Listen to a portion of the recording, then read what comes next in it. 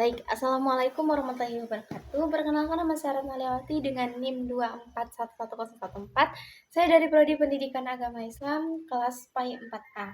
Nah, video ini berisi tentang tugas mata kuliah Fiqh Muamalah yang nantinya akan berisi tentang materi seputar harta yang akan saya sampaikan secara tutup mata.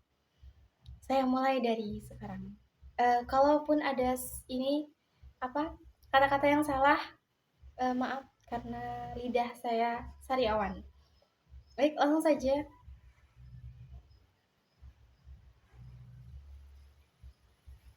Nah, baik langsung saja. Pengertian harta. Harta secara etimologi berasal dari akar bahasa Arab, yakni al-mal yang berarti cenderung, condong, atau miring.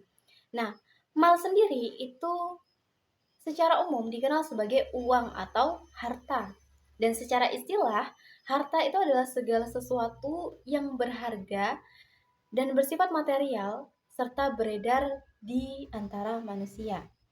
Nah, adapun harta itu adalah segala sesuatu yang dapat disimpan dan digunakan ketika dibutuhkan dan sifat atau bentuk itu harus berwujud atau ayan.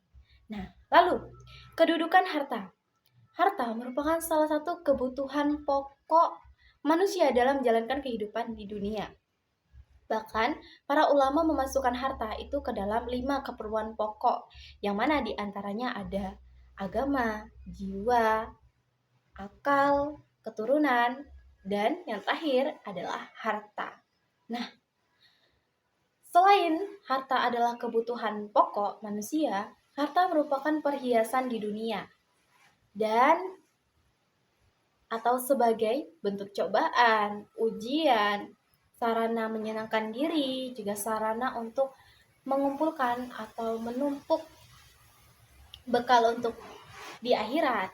Nah, ini sebagaimana dalam Quran surah Al-Kahfi ayat 46 yang dimana Allah berfirman, harta dan anak adalah perhiasan dunia. Nah, lanjut. Cara memperoleh harta. Ada dua. Yang pertama, memperoleh harta atau mencari harta yang belum memiliki kepemilikan sebelumnya. Ini disebut ihya al-mawat. Kemudian yang kedua, memperoleh harta yang sebelumnya sudah dimiliki oleh orang lain. Ini juga ada dua macam. Yang mana yang pertama ada ijbari, gimana ya baca? Ijbar, yang kedua ada ikhtiar. Ijbar itu adalah memperoleh harta atau memperoleh peralihan harta secara langsung tanpa adanya transaksi. Contoh, warisan. Nah, yang kedua itu ikhtiar, memperoleh warisan harta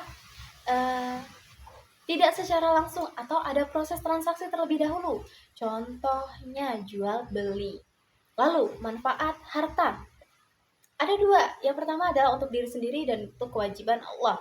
Yang pertama, memenuhi kebutuhan pribadi atau kebutuhan hidup, membeli pakaian, makanan, rumah, mobil, tempat tinggal, dan lain sebagainya.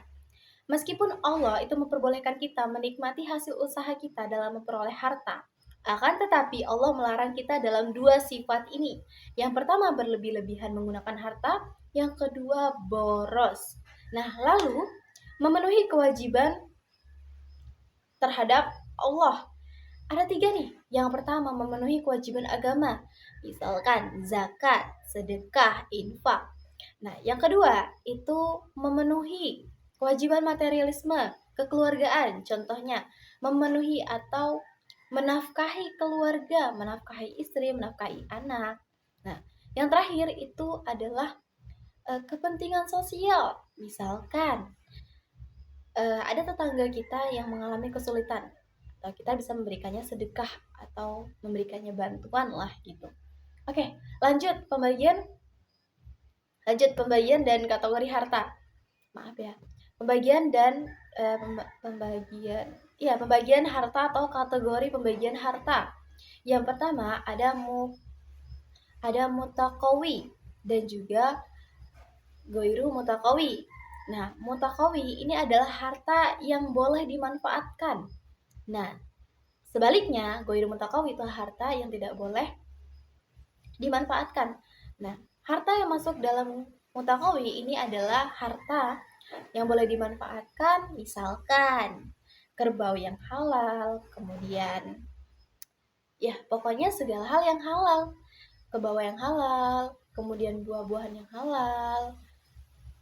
Nah, lalu kalau ghairu mutaqawwi itu adalah harta yang tidak boleh dimanfaatkan. Contoh, maaf ya, sepatu hasil mencuri. Itu kan memang bermanfaat, tapi tidak boleh digunakan atau tidak boleh dimanfaatkan.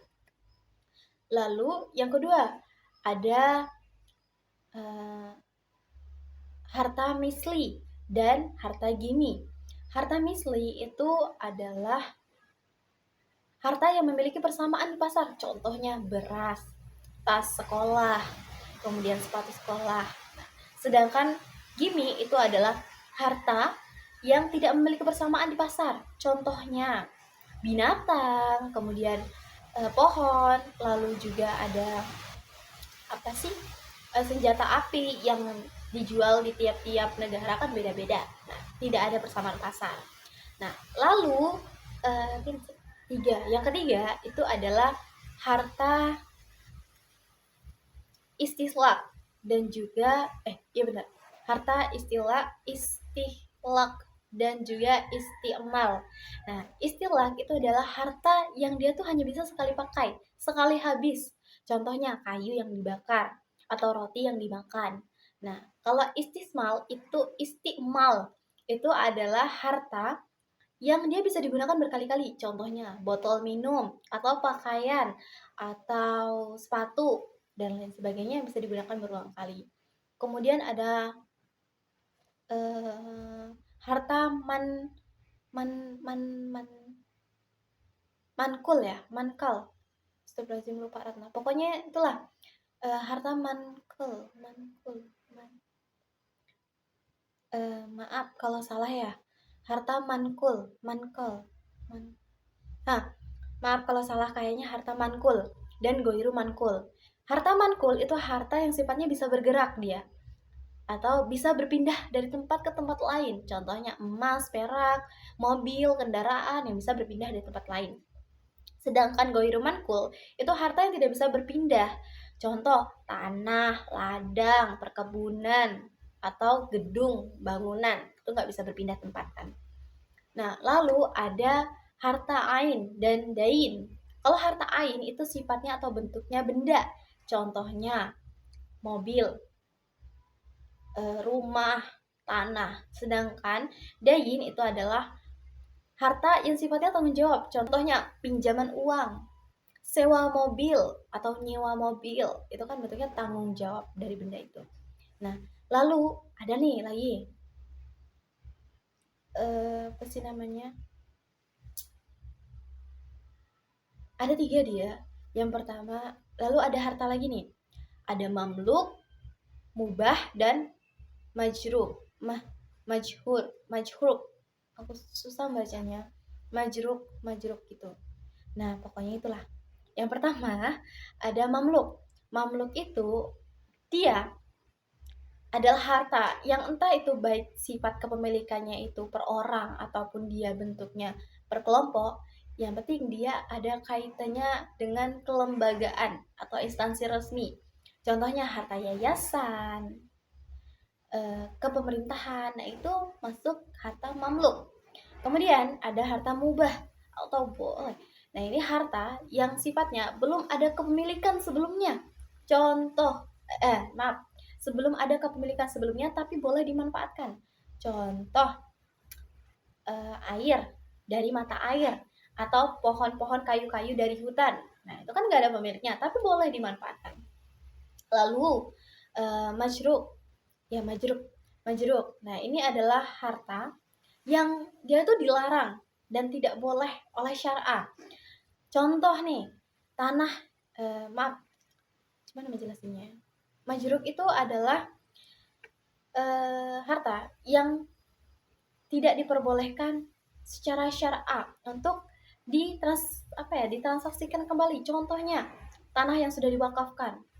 Misalkan karena dia tuh udah diwakafkan atau diwasiatkan gitu. Nah, itu tidak boleh kayak ditransaksikan kembali gitu. Misalnya tanah wakaf, jalan jalan pembuatan jalan raya atau pembuatan masjid, tanah wakaf pembuatan masjid. Nah, itu tidak boleh.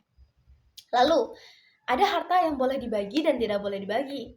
Ada harta yang boleh dibagi, contohnya beras, tepung, dan lain sebagainya. Adapun harta yang tidak boleh dibagi. Yang tidak boleh dibagi itu, nah, ini kalau dibagi ini malah mendatangkan kerusakan pada harta tersebut. Contoh, kursi, meja, kan nggak bisa dibagi.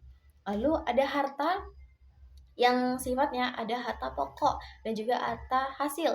Harta pokok itu adalah harta yang bisa mendatangkan harta yang lainnya. Contohnya, pohon bisa mendatangkan buah sebagai harta yang baru. Kemudian, kalau harta hasil itu adalah harta yang sifatnya dia itu adalah harta hasil dari harta yang lain. Contohnya buah dari hasil pohon. Lalu, eh, kemudian ada harta khusus dan umum. Harta khusus itu adalah harta yang khusus untuk pribadi, contohnya mobil pribadi, rumah pribadi, dan lainnya segalanya pribadi. Sedangkan harta umum ini adalah sifatnya umum, menyeluruh semua, contohnya jalan raya, sungai, pemandian, dan lain sebagainya. Oke, lanjut ke fungsi apa manfaat ya? Fungsi, manfaat dari harta. Yang pertama adalah menyempurnakan ibadah. Yang kedua, mendekatkan atau bentuk sarana mendekatkan diri kepada Allah Subhanahu wa taala. Ya, mendekatkan, meningkatkan iman, meningkatkan takwa kepada Allah Subhanahu wa taala. Yang kedua, dia ini menggerakkan roda ekonomi. Yang ketiga, yang keempat, dia ini yang keempat itu menyeimbangkan atau menyelaraskan antara kehidupan di dunia dan di akhirat. Kelima, memenuhi kebutuhan hidup. Yang keenam, aku lupa ingat. Yang keenam, mungkin gak urutan ya. Yang keenam, dia ini loh, menumbuhkan interaksi antar orang yang memiliki atau memiliki perbedaan kebutuhan. Iya. Terus udah itu aja deh. Baiklah, itu saja yang dapat saya sampaikan. Saya akhiri. Wassalamualaikum warahmatullahi wabarakatuh.